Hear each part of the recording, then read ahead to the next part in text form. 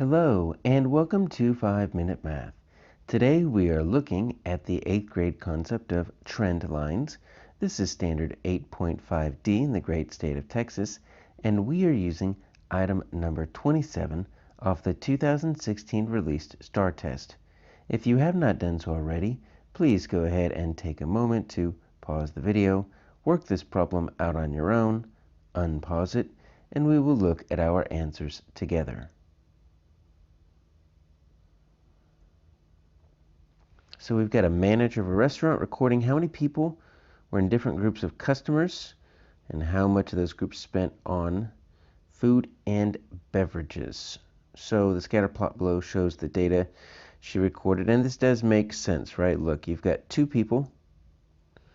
It does make sense that you're going to, spend a little bit less money. Even I guess one person is kind of our smallest right there. You're going to spend a lot less money than, look at your 6 people, right, all the way up here.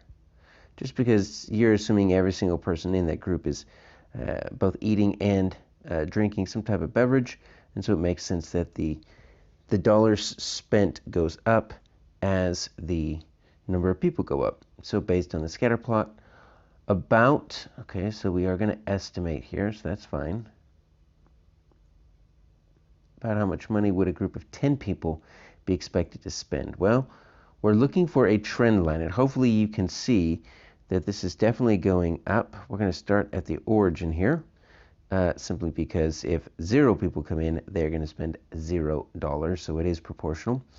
And we're going to try to plot kind of a line that's going to go right in between. Now, some of these actually have like a group of 3, so I'm just going to kind of use that.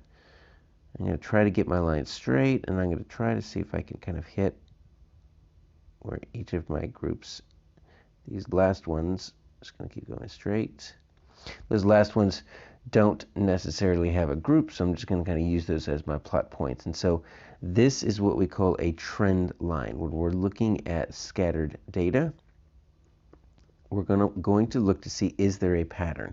And you can clearly see that all your data is grouped together into this bunch, and it's got a slope, and the slope is rising because as the number of people increase, the total spent also increases. All right, so let's see where each of these points are going to be plotted, okay? So we're looking for something that's for 10, gonna land right there.